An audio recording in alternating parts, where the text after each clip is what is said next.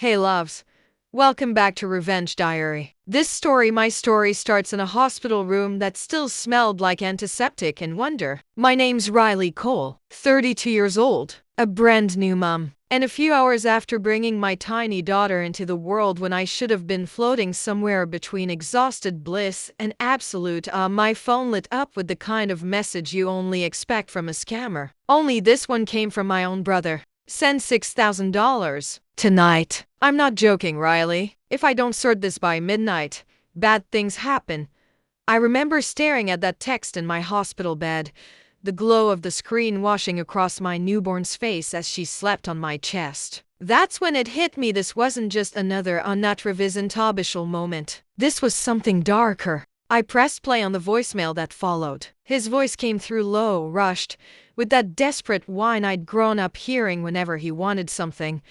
You know, I wouldn't ask if it wasn't serious. I told those guys I had family. Don't make me look like a liar. It wasn't just a plea. It was a weapon dressed as guilt. And the timing? Perfect. He knew I'd just given birth. He knew I could barely stand, let alone fight back. If you've ever had family who treat your milestones like their chance to cash in, you already know that particular kind of nausea. See, Travis had always been the golden disaster. Growing up, he'd light fires figuratively, and occasionally literally, and I'd grab the extinguisher. Every single time. He gambled, made dodgy bets, borrowed money he couldn't repay, and somehow the cleanup always landed in my lap. My dad? He called it loyalty. Come on, Riley. He's your brother. Family means helping out.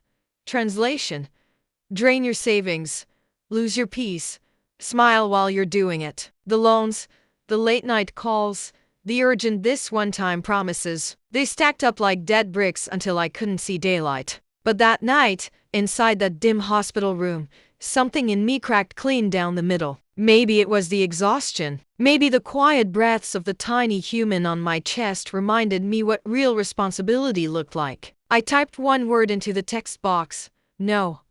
My thumb hovered, trembling. I'd said yes to him since I was 12. Yes to the missing cash from Dad's wallet. Yes to the please cover my rent till payday. Yes to the guilt trips that worked like hypnosis. But that night, instead of hitting send, I hit record. I played the voicemail out loud and saved it. My nursing brain kicked in. Document everything. That small, shaky choice to keep receipts instead of sending money was the first brick in a new kind of wall. When we finally rolled the baby's bassinet out of the hospital and into our little house on Cleveland's east side, I was running on adrenaline, stitches, and leftover fear. The minute we walked through the door, my phone erupted again, dozens of missed calls between midnight and 3 a.m. He'd filled my voicemail with anger now.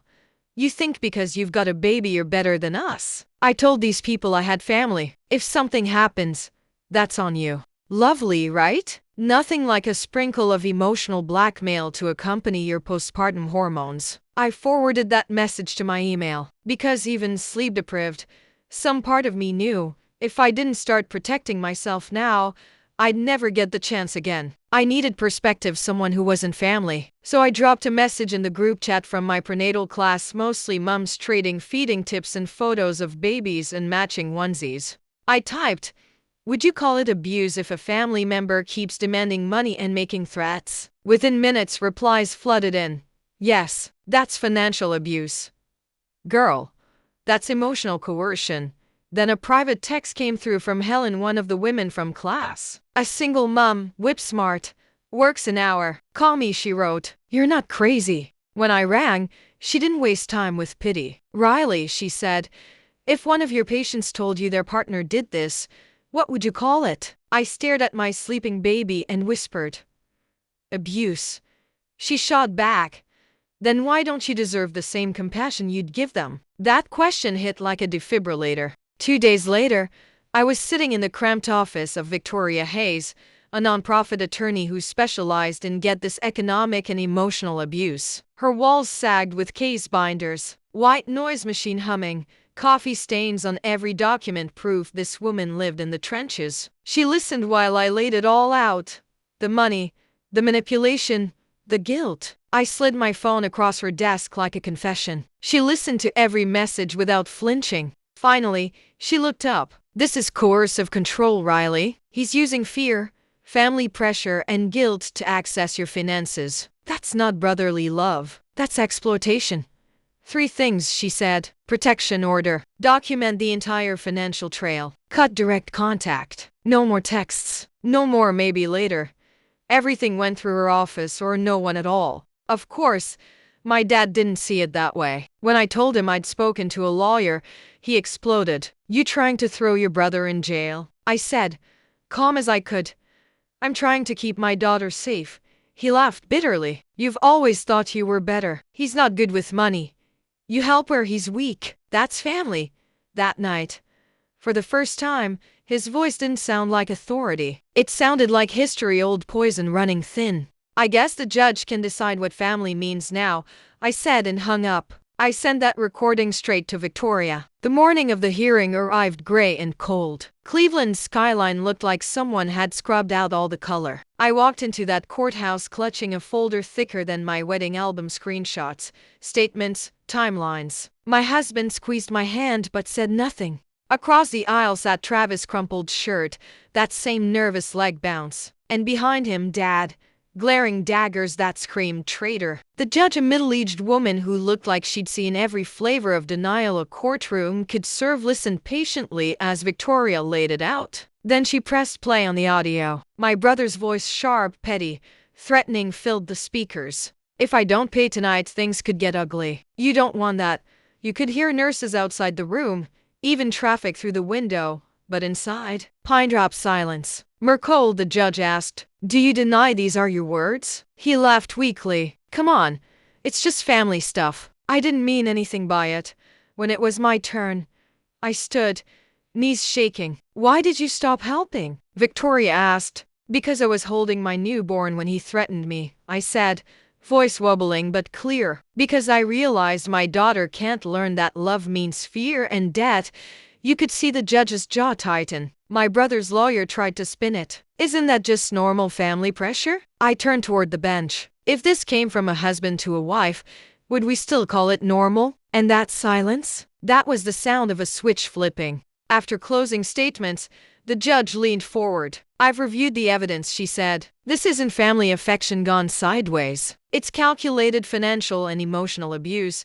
The gavel dropped. 5-year protection order. $18,000 restitution through wage garnishment. Court costs? On him. And then she looked him dead in the eyes. Family, she said, is not a shield you get to hide behind when you hurt someone. For the first time ever, someone with authority saw me not as overdramatic or ungrateful, but as someone who'd been exploited. You'd think that would have scared him straight.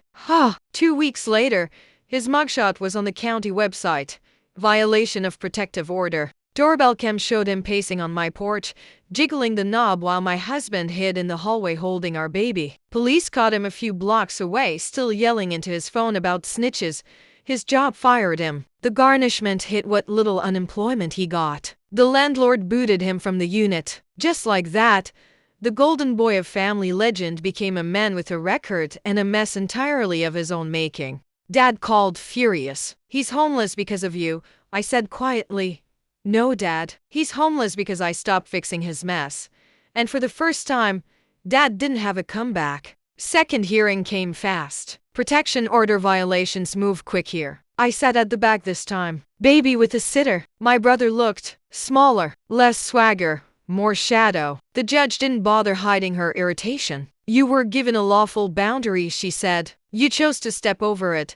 She doubled the order from 5 to 10 years. 60 days jail, 4 to 5 suspended, counseling mandated. When deputies led him away, my dad slumped 2 rows ahead. He looked decades older. It wasn't triumph I felt, it was grief, relief, and something like oxygen returning after too long underwater. Abuse leaves a mess, even when you survive it. Justice doesn't erase that mess. It just gives it borders. Half a year later, life stabilized into an almost normal rhythm. Same hospital shifts, same overflowing laundry pile, but that constant dread buzzing behind everything, gone. Thursday nights, I joined a small support circle in a church basement. It wasn't therapy, just coffee, tissues, and people who knew what it meant to love someone dangerous. One evening, our facilitator said, Write a letter to your younger self or to your child. Tell them what you wish someone had told you. That night, I sat at my kitchen table, baby monitor humming, and wrote to my future 60-year-old daughter. Sweetheart, people will tell you blood is thicker than water. They'll swear family comes first, no matter what. But here's the truth no one bothered to tell me.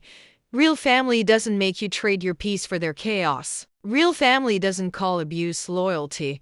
If someone uses love to scare you into obedience, that's not love, that's control. And you can walk away, even if they share your last name. The bravest thing your mom ever did for you was stop cushioning your uncle's fall with our safety. I broke one cycle so you'd never have to carry it. Love, Mom. When I read that letter aloud at group, a woman across the circle whispered, I wish my mom had done that. And that's when I realized this story wasn't just mine. Later that week, I got an email from Victoria. Travis had taken a plea, enrolled in counseling, working at a tire shop, his paycheck being automatically docked each time. And Dad? Word through a cousin, he'd stopped saying Riley turned her back on family and started saying Travis needs to get his act together. They weren't miracles, but they were movement. The memories of us as kids, bike rides, blanket forts still existed, but they were just that.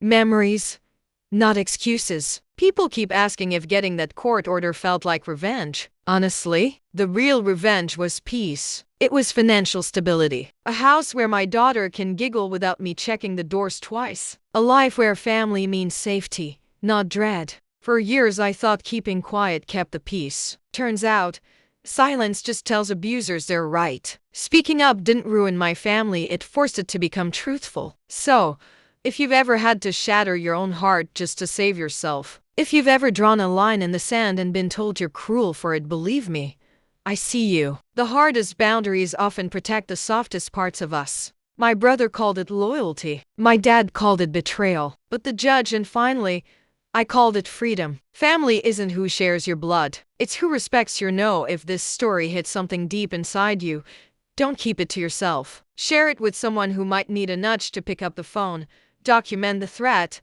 or finally draw their line in the sand. And if you'd like more stories where women stop apologizing for saving their own lives, subscribe to Revenge Diary. Because healing isn't polite, darling. It's powerful. And it's about time we all owned a little of that power.